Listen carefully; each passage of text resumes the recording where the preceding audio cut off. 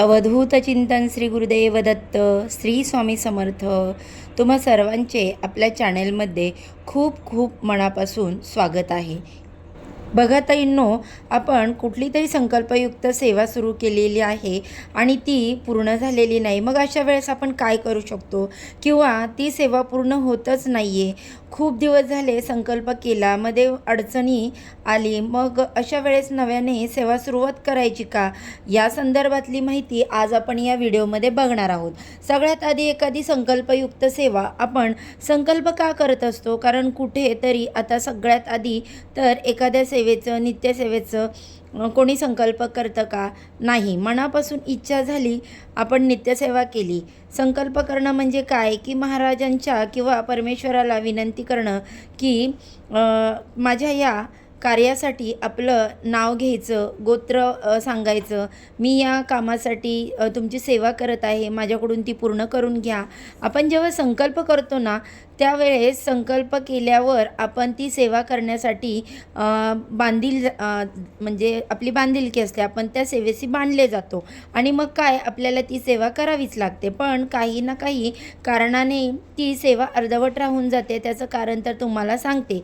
सगळ्यात आधी कुठलीही सेवा तुम्ही करत असाल, कुठलेही जगाच्या पाठीवर संकल्प करणार असाल तर त्याचा गाजावाजा करायचा नाही. लोकांचं एक दिवसीय पारायण केलं, काहीतरी केलं तर लगेच स्टेटस असतं. थोडं जरी काही केलं तर लगेच सेवा सांगतात आणि किंवा मग स्टेटसला ठेवतात. नेहमी लक्षात ठेवा, सेवा ही गुप्त असावी.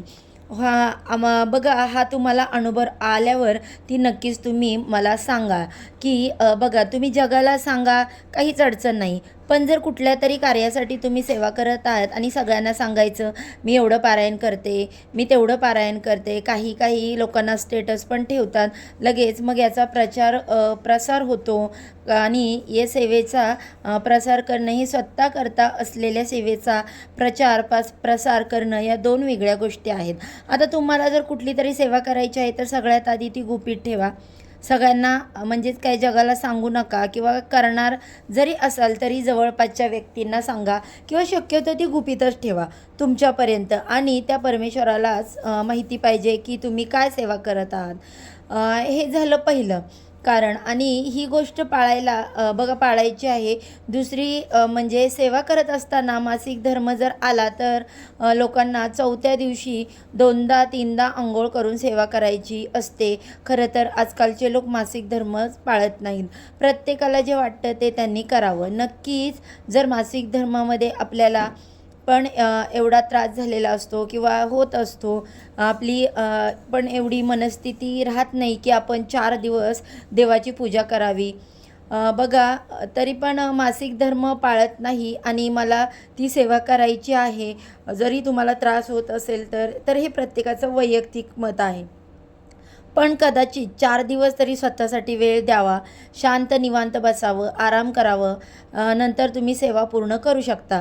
त्याच्यामध्ये येतं की आता समजा सांगितलं जातं असं की परान्न वर्ज्य करायचं. तरी पण मग कोणत्या तरी दिवशी कोणाच्या तरी घरी जातो जेवायला, लग्नकार्य आलं आहे, संकल्पयुक्त सेवा करत असताना जर परान्न वर्ज्य करायचं, कारण परान्नातून दोष लागतात, ज्याच्यामुळे आपली सेवा पूर्ण होत नाही. हे सगळ्यात महत्त्वाचं कारण आहे.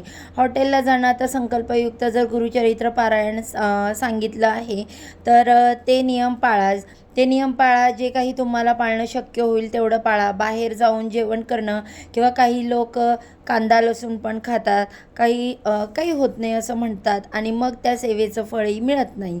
गुरुचरित्र पारायण हा 5वा वेद मानला गेला आहे. या पारायणाचे काही नियम आहेत, त्याचं पालन तुम्हाला करणं महत्त्वाचं आहे.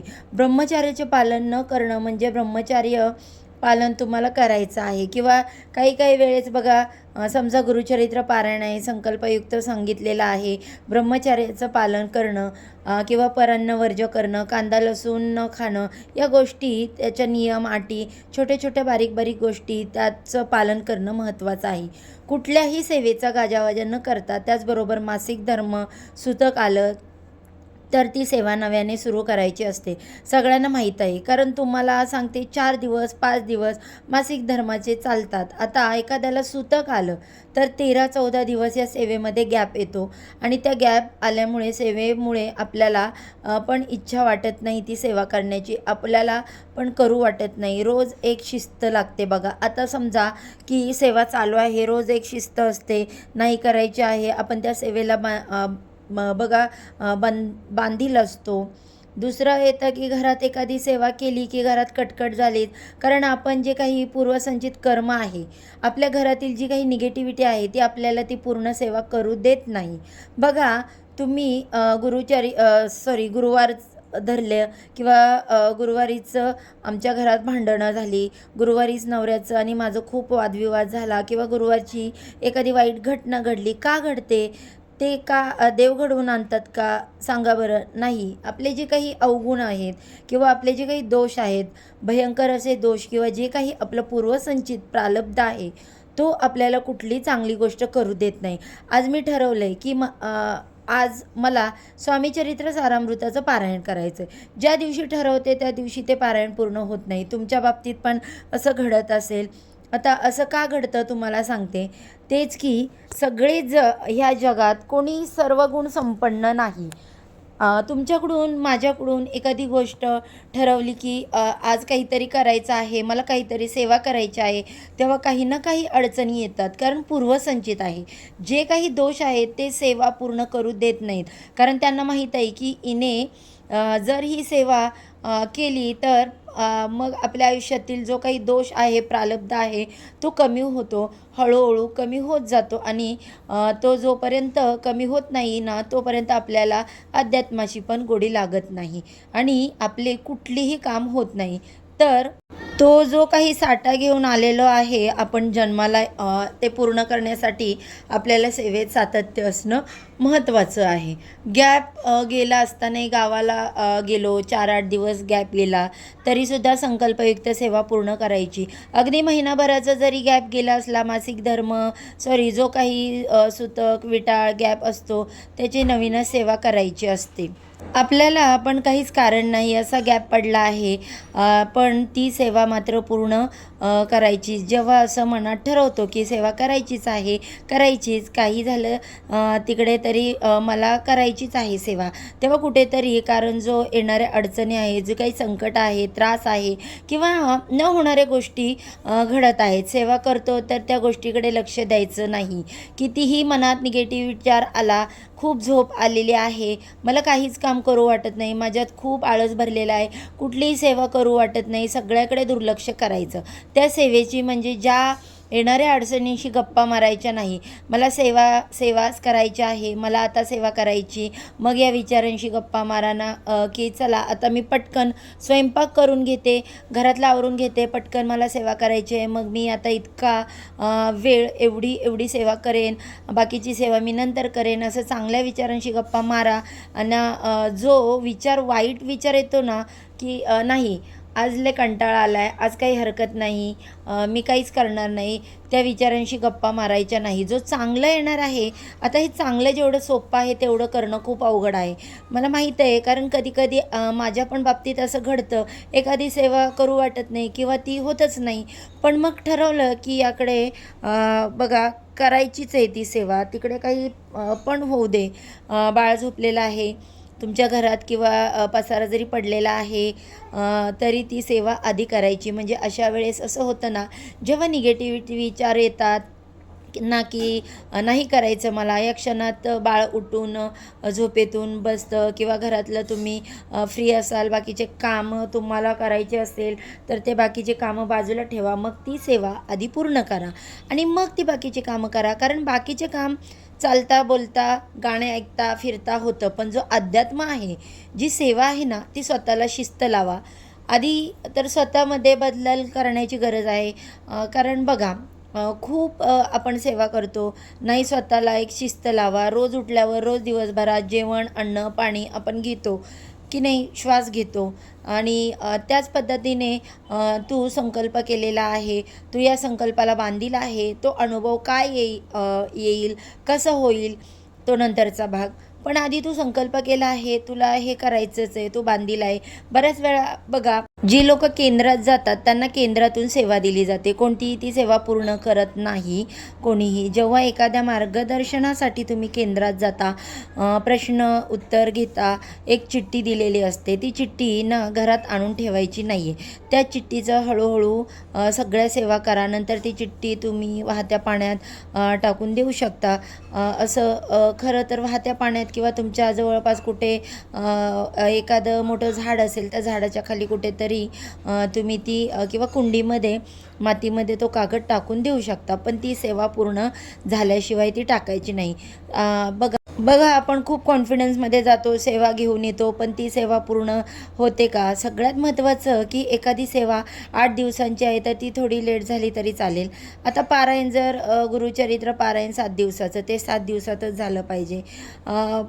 पण एखादी सेवा आहे की 1-2 दिवस स्किप झाली, हरकत नाही. संकल्प करत असताना यथाकालीन हा शब्द वापरायचा असतो. काही गोष्टी आहेत की मनातल्या मनात संकल्प करायचा, गुपचूप सेवा करायची, अशी माणसं आहेत. कोणाला काही सांगायचं नाही. अनुभव आल्यावर तुम्ही जगाला नक्की सांगा. पण करण्याच्या आधीच मग स्टेटस ठेवणं, सगळ्या जगभर प्रचार करणं हे बंद करा. जर सेवा करत आहे तर परान्न वर्ज्य करा.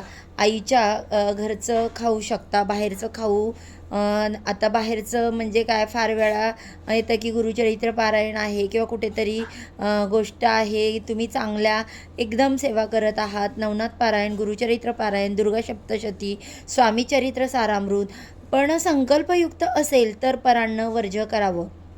परान्न म्हणजे आपण आपल्या घरचं खाऊ शकतो. बघा आता तुम्ही म्हणाल हॉटेलचं खाऊ शकतो का? तर खरं तर याच कारणामुळे दोष लागतात. नित्यसेवा करत असताना खरं तर परान्न जे आहे ते नेहमी वर्ज्य करावं. कारण बघा, आपण एवढे परफेक्ट नाही आहे की आपण कधी बाहेरचं खाणार नाही किंवा कुठलंच खाणार नाही. नित्यसेवा करत असताना परान्न वर्ज्य म्हणजे नाही केलं तरी चालतं, पण कुठलं पण अन्न खात असताना आता समजा माझी XYZ सेवा चालू आहे, ती सेवा होण्याआधी जर मला परान्न खायचं नाही किंवा अचानक वेळ आलीच की मला खायचं आहे, मग अशा वेळेस 3 वेळा गायत्री मंत्र म्हणायचा. त्यानंतर तुम्ही ते परान्न खाऊ शकता की जेणेकरून अन्नातून दोष लागणार नाही. या दोषामुळे आपली सेवा पूर्ण होत नाही. तुमच्या बाबतीत किंवा तुमच्या जवळपासच्या लोकांच्या बाबतीत असं असेल तर त्यांना सांगा की या कारणामुळे तुमची सेवा पूर्ण होत नाही. तर म्हणून सेवा करत असताना ती गुपित ठेवावी आणि नक्कीच अनुभव आल्यावर सगळ्या जगाला सांगा. पण काहीच नाही, सुरुवातच केली नाही आणि बापरे बाप, हे मी एवढं केलं, मी तेवढं केलं, नका सांगू. कारण सगळे तुमचे जे वेलविशर आहेत असं नाही. बापरे तू एवढी सेवा केली, बापरे तुम्ही म्हणताना सेवेला पण नजर लागते, तुम्ही आता मान्य करा किंवा करू नका. कोणीतरी म्हणतं बापरे बघा ना तिने किती सेवा केली, बघा ना तिने कशाला सांगायचं, कोणाला काही सांगायचं नाही, सेवा गुपित ठेवायची, बाकी तुमची इच्छा. जर तुम्हाला सांगायचं असेल तर तुम्ही सांगा.